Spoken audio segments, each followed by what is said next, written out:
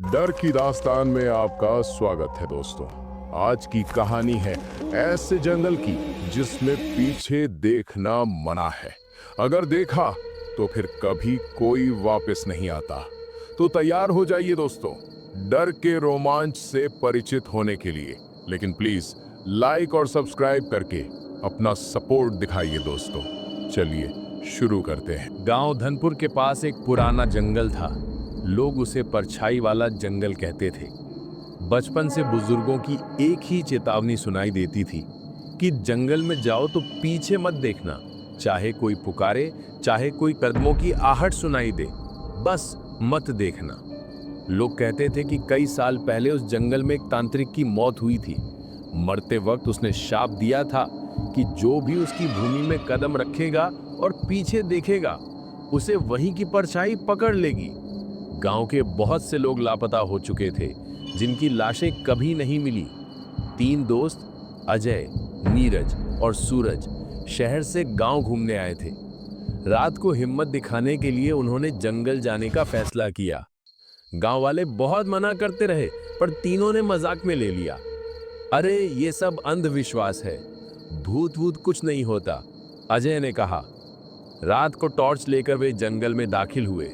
हवा भारी थी, पत्तों की सरसराहट में अजीब सी फुसफुसाहट सुनाई देती थी। जैसे जैसे वे भीतर जाते गए, माहौल और अजीब होता गया। दूर कहीं से घंटियों जैसी आवाज आ रही थी। नीरज डरते डरते बोला, सुन, ये आवाज कैसी है?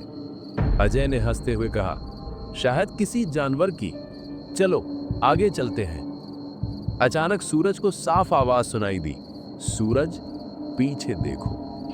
सूरज ठिठक गया। आवाज उसकी मां की थी। दिल तेजी से धड़कने लगा। उसने टॉर्च नीचे झुका ली। मां यहां कैसे? ये तो असंभव है, उसने सोचा। नीरज ने फौरन पकड़ लिया, पीछे मत देखना, याद है गांव वालों ने क्या कहा था? लेकिन सूरज की आंखों में आंसू आ गए। आवाज तो मां की थी। अजय ने गुस्से में खींचा, कोई नहीं है यहां, चलो आगे। कुछ दूर बढ़े तो पत्तों के बीच एक परछाई दिखी। वो इंसान जैसी थी, पर चेहरे की जगह स्याह अंधेरा था। वो परछाई बार बार इशारा कर रही थी, पीछे देखने का। अचानक नीरज के कान में किसी ने फुसफुसाया, नीरज, तेरे पीछे कोई खड़ा है। नीरज का बदन पसीने से भीग गया। वो कांपते हुए बोला, अजय, अगर सच में कोई पीछे हो तो?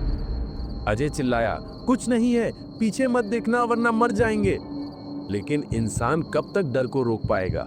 सूरज का सब्र टूट गया। उसने धीरे धीरे सिर घुमाया। जैसे ही उसने पीछे देखा, काले हाथों ने उसे दबोच लिया। सूरज चीखने लगा, बचाओ बचाओ। उसका शरीर धुएं में बदलकर गायब हो गया। सिर्फ उसकी गूंजती चीखें रह गईं। अजय और नीरज पागलों की तरह दौड़ने लगे। भागते भागते अचानक रास्ता खत्म हो गया। सामने वही तांत्रिक की मूर्ति खड़ी थी। आंखों से खून टपक रहा था। नीरज रो पड़ा, हम फंस गए अजय। अजय ने उसकी बांह पकड़ी, याद रख, पीछे मत देखना, बस भागते रहो।